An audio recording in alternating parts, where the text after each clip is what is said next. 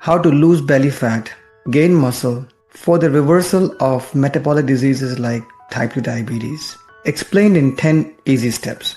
I'm a family physician based in Canada, trained in England, who also studied nutrition at Harvard and founded healthgroupcoaching.com, where over several years I have coached hundreds of clients on how to reverse metabolic disease. But my day job is as a family doctor at the office, and you won't believe the number of times I tell my clients that if they want to naturally reverse metabolic disease, this could be type 2 diabetes, pre-diabetes, insulin resistance, fatty liver, polycystic ovaries, prehypertension, hypertension, obstructive sleep apnea. If they want to reverse these conditions, they need to lose belly fat and gain muscle mass. Of course, these conditions happen in the environment of a genetic tendency, and every individual has a different genetic tide that they're fighting against.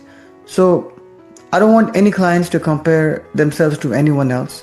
They have their own fight to fight. They have their own genetics. Some people have to work harder, some people less so.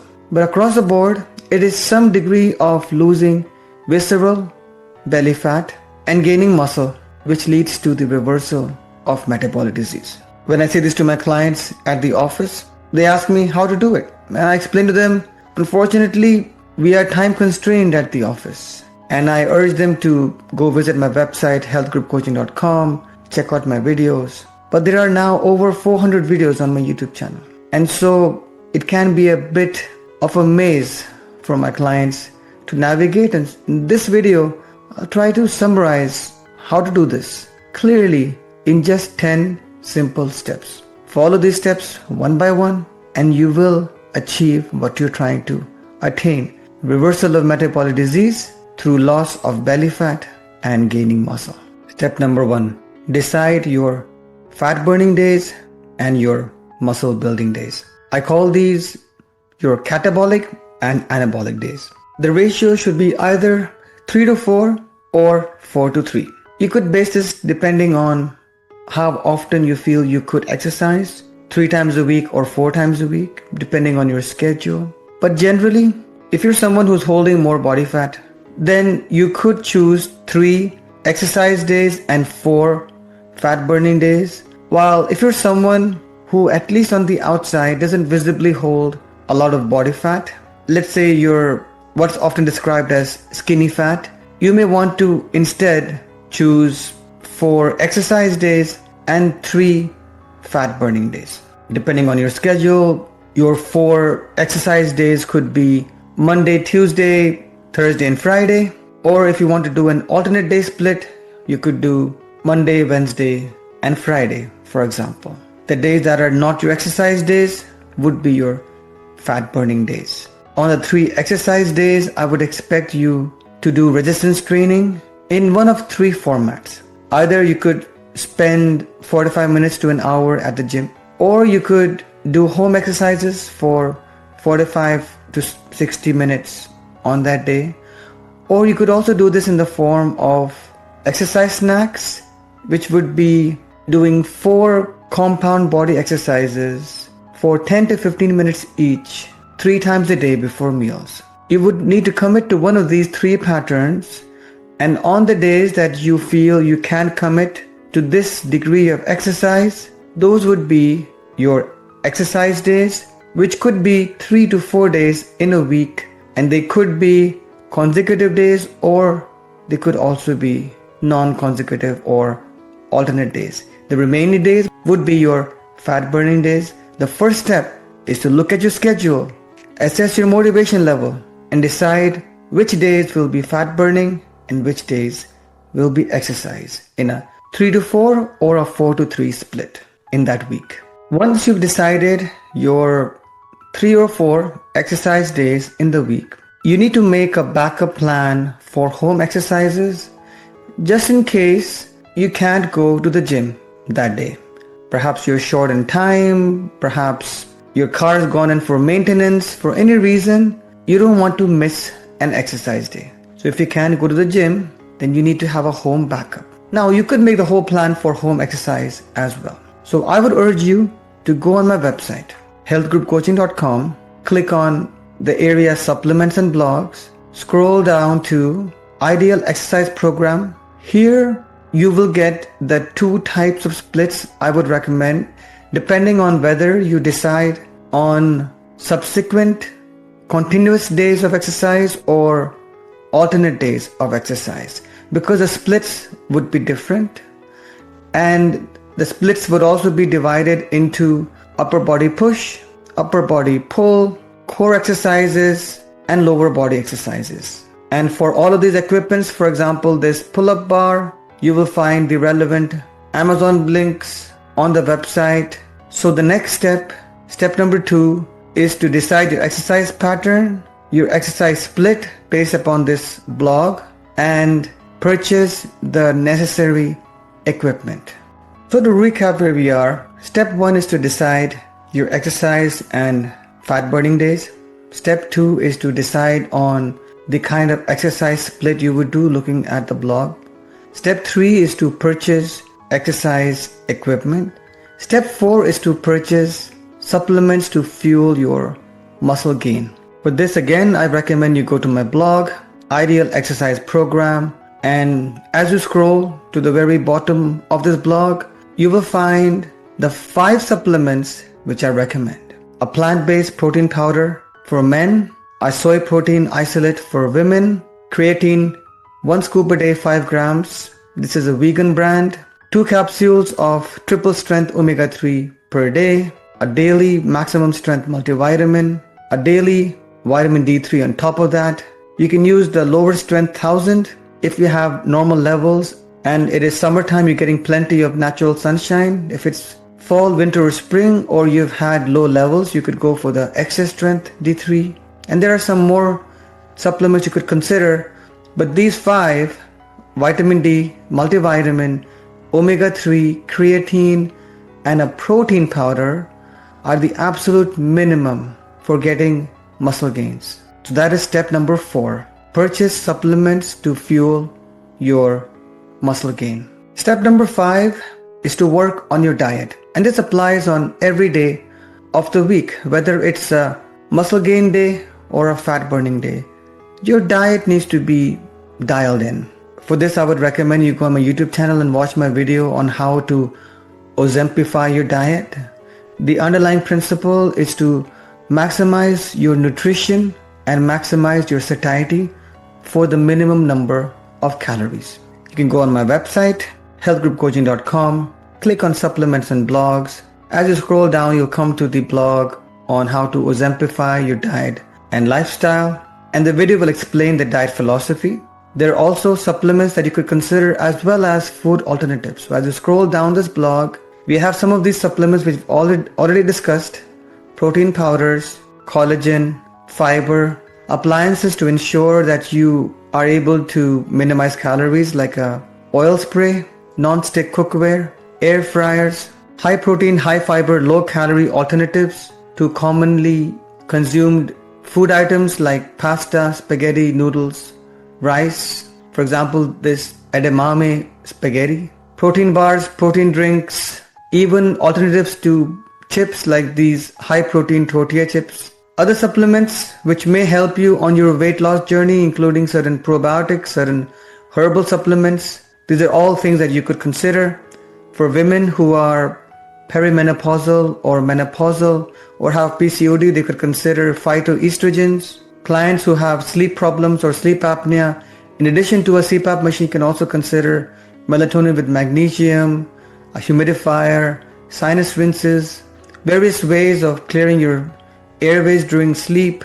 And for your fasting window, consider this 0-calorie Gatorade to replenish your electrolytes, konjac root based noodles, rice, pasta, which is very low calorie compared to its standard counterpart. And you can also consider low calorie dressings like this maple syrup, which is 0 calorie. Check out the blog called How to Ozempify Your Diet. That is step number 5.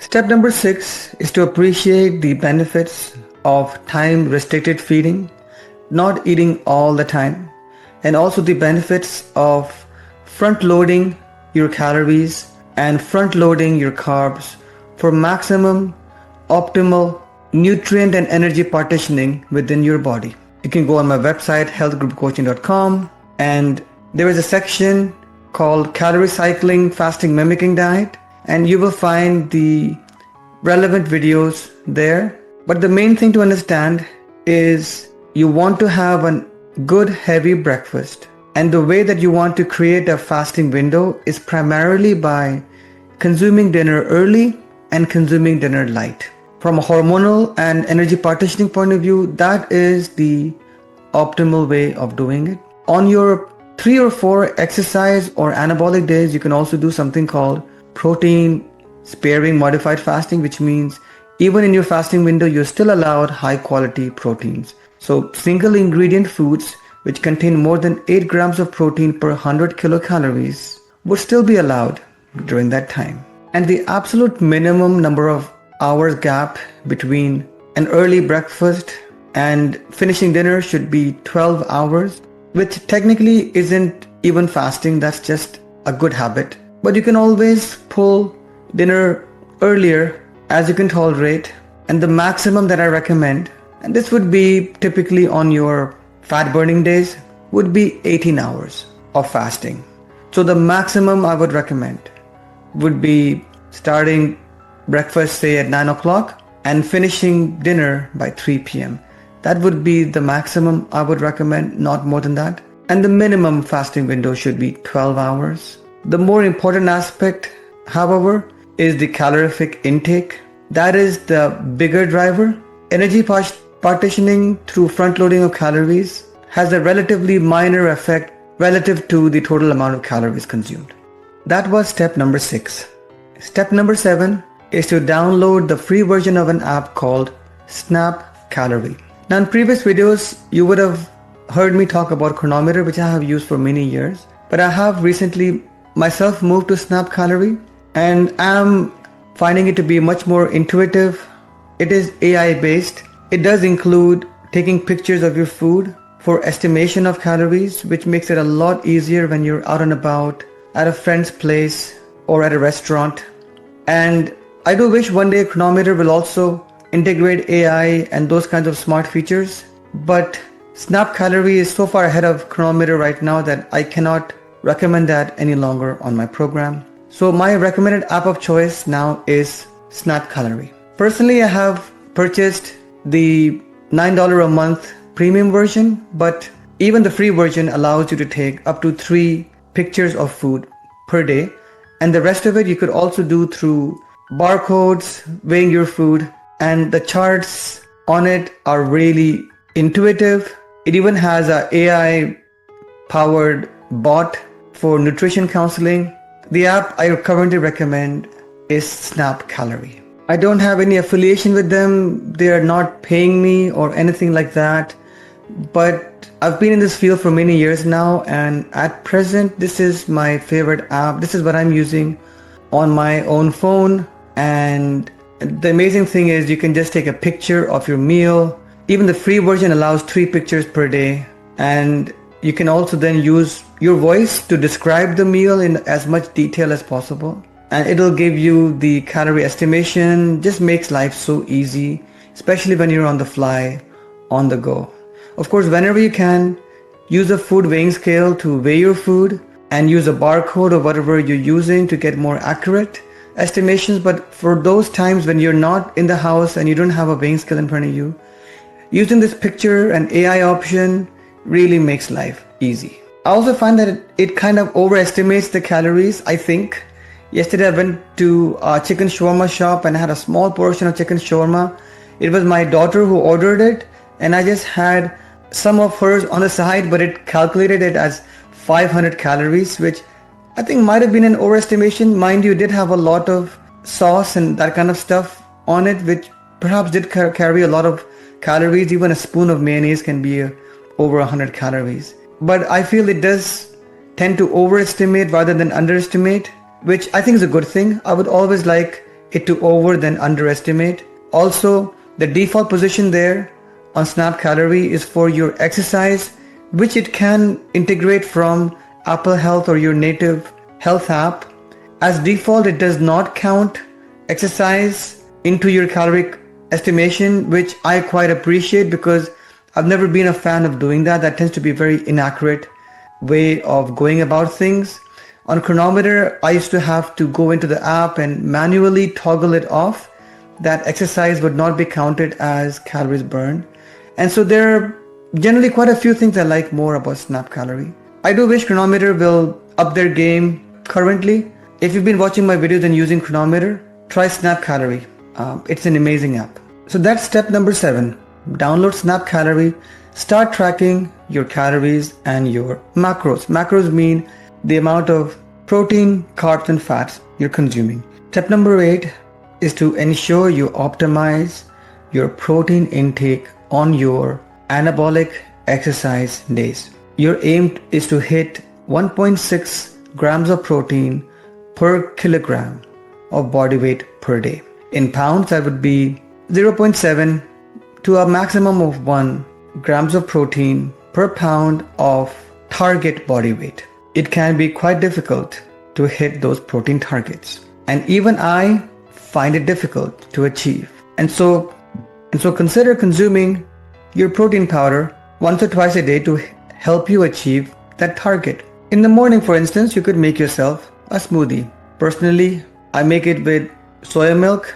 I put in some walnuts, chia seeds, fruits from Costco, the frozen ones, protein powder, 5 grams of creatine. And in the evening, for a snack, I'll often have 1 more scoop of protein powder. Mix it in with Greek yogurt, again some frozen fruits on top, add in some pumpkin seeds, some walnuts, some chia seeds, and you can fit in 2 scoops of protein powder, which could be anywhere from 40 to 50 grams of protein on top of your current dietary intake. And this will ensure that you are able to hit your 1.6 grams of protein per kilogram of body weight or 0.7 to 1 grams of protein per pound of target body weight. So that is what you will be focused on your anabolic days. On the days that you are doing resistance training, those 3 to 4 days that you've allocated in the week. Your calorie intake will be roundabout maintenance. Whatever Snap Calorie has calculated as your maintenance calories. And within settings, I do ask you to also put yourself down as sedentary. I don't want you to be sedentary, but I want you to put yourself down as sedentary because I want the maintenance calorie estimation to be on the lower side and not on the higher side. And so mark yourself as sedentary on the app. Don't be sedentary, but mark it on the app for the purpose of calorie estimation. And you want your calories to be roundabout maintenance on those muscle building days. The priority for you on those days is protein intake. Of course, if you're using high protein, low calorie supplements and foods such as 0% Greek yogurt, 0% cottage cheese, super skimmed mozzarella cheese, grilled chicken breast, grilled fish, even considering canned or tinned chicken breast and fish a few times a week. I get them from Costco. These will ensure that on those 3 to 4 muscle building days, you're able to hit your protein target. That's your primary aim on those 3 to 4 days. That's step 8. But step 9 is to prioritize a calorific deficit on the 3 or 4 fat burning days. You need to consume calories under 1,000 calories. This is what we call calorie cycling. You could consume these calories from anywhere from a 6-hour eating window to even a 12-hour eating window. It really comes down to personality. Some people find it easier to just have 2 bigger meals and then just stop eating. Other people would rather have smaller meals spread out over 12 hours, maybe 350 calorie meals 3 times a day over 12 hours. Whatever works better for you. The prime objective is to consume under 1,000 calories on those 3 to 4 fat burning days that you allocated. That is step number 9. And step number 10 is to decide your cardio exercise plan and supplement routine for those cardio fat burning days, 3 to 4 days a week. For that, again, I would recommend you go on my blog, healthgroupcoaching.com. There is a section called Calorie Cycling, Fasting, Mimicking Diet Patterns, in which I discuss this concept. There are certain things that you should really get from a supermarket, like low calorie, single ingredient foods, frozen fruits, frozen vegetables, 0% Greek yogurt, cottage cheese, canned or tinned fish and chicken, pumpkin seeds, chia seeds, whole oats, soya milk, or you could even get the Fairlife double skimmed high protein milk, for example. You need to purchase a food weighing scale.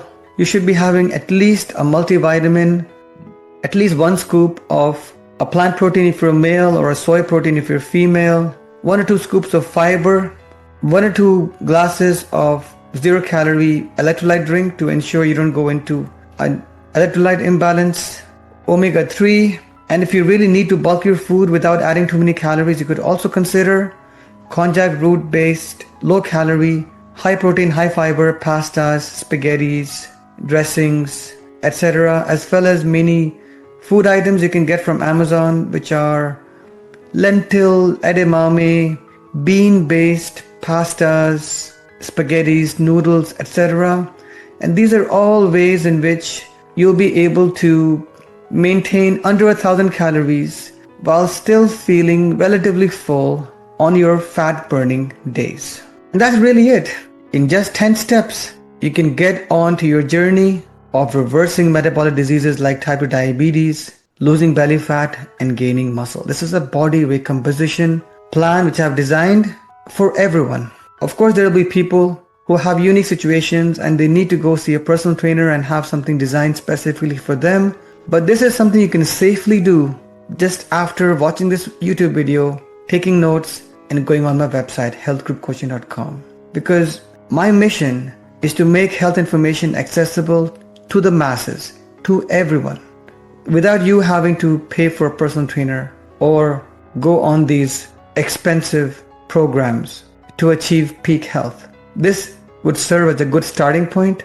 Of course, you could see a personal trainer or a physician or a coach and get things tailored and personalized. And of course, you could also join me on my one-to-one coaching program, which is held on Zoom video, 8 sessions held on Tuesdays and Thursday evenings, Eastern Time, over a 4-week period, 1 hour session each as a group, where I could fine-tune all these concepts for you. I could answer your questions and give you support. If interested, email me on weightlossgroupcoaching@gmail.com. If you need some more inspiration, again, go on my website, healthgroupcoaching.com. You'll be able to see several testimonials on the website, and you will find examples of people losing body fat. And for example, this client here lost 13 kilograms.